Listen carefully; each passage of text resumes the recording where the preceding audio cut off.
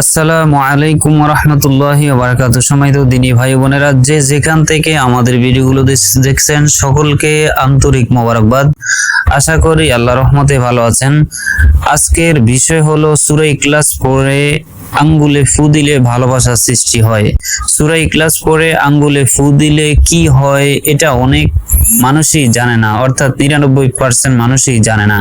সূরা ইখলাস পড়ে আঙ্গুলে ফু দিলে ভালোবাসার সৃষ্টি হয়, এমন ভালোবাসার সৃষ্টি হয় যে ভালোবাসা আপনি পাওয়ার জন্য আপনি পাগল হয়ে রয়েছেন। সূরা ইখলাস পড়ে আপনি যদি আমলটি করেন তাহলে সেই ব্যক্তি যার উদ্দেশ্যে যার জন্য আপনি পড়বেন সেই ব্যক্তি আপনার জন্য পাগল হয়ে যাবে এবং দেওয়ানা হয়ে যাবে।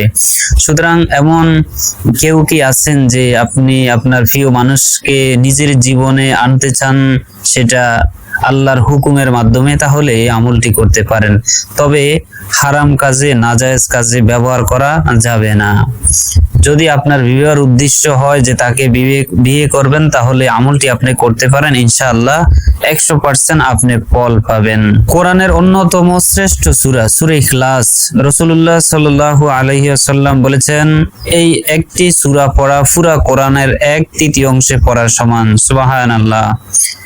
বিশেষজ্ঞ ইসলামিক আলেমদের মতে কেউ যদি নির্দিষ্টভাবে ভালোবাসার উদ্দেশ্যে প্রতিদিন ফজরের পর 3 বার সূরা ইখলাস পড়ে আঙ্গুলের ডগায় ফু দিয়ে নিজের বুকে বা কপালে ফু দেয় অথবা নিজের কপালে বা বুকে লাগায়, তাহলে ইনশাআল্লাহ তার মনে যে ব্যক্তির জন্য ভালোবাসা রয়েছে সেই ব্যক্তির মনেও নরম ভাব, সহানুভূতি ও ইতিবাচক অনুভূতি সৃষ্টি হবে ইনশাআল্লাহ। অর্থাৎ ফজরের পরে প্রতিদিন ফজরের নামাজের পরে দুরূদ শরীফ 11 বার পড়ে অথবা 7 বার পড়ে সূরা ইখলাস পড়ে প্রতিবার আপনি আঙ্গুলের ডগায় যদি ফু দিয়ে কপালে লাগান অথবা বুকে লাগান, ওই ব্যক্তির নাম উল্লেখ করে, তাহলে ইনশাআল্লাহ তার হৃদয়ের ভিতরে এবং তার মাথার ভিতরে সব সময় আপনার কল্পনা জল্পনা, আপনার ছবি ভাসতে থাকবে ইনশাআল্লাহ।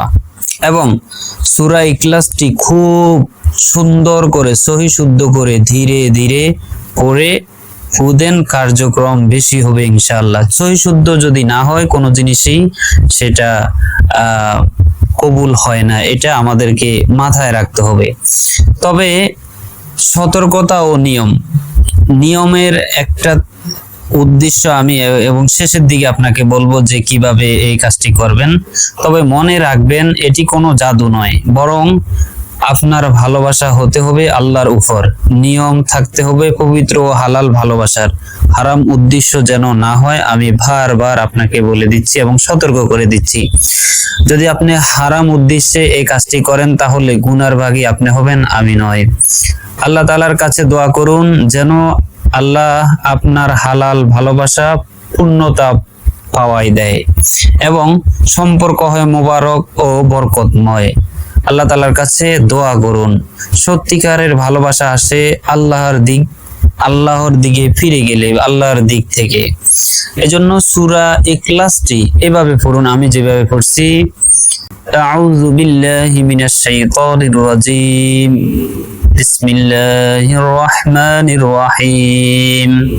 কুল হুয়াল্লাহু আহাদ আল্লাহুস সামাদ লাম ইয়ালিদ ওয়া লাম ইউলাদ ওয়া লাম ইয়াকুল লাহু কুফুয়ান আহাদ।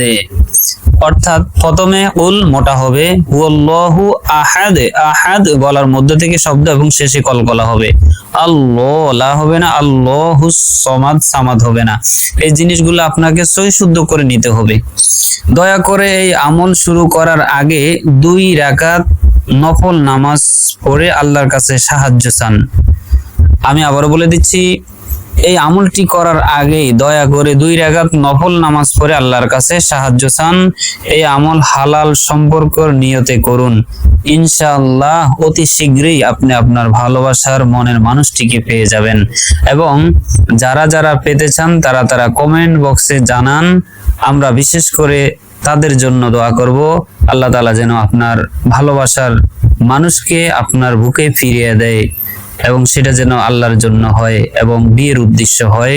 কমেন্ট বক্সে জানিয়ে দেন এবং আমাদের ভিডিওগুলা সবার আগে পেতে চ্যানেলটি সাবস্ক্রাইব করে রাখুন। ধন্যবাদ। আসসালামু আলাইকুম ওয়া রাহমাতুল্লাহি ওয়া বারাকাতুহু।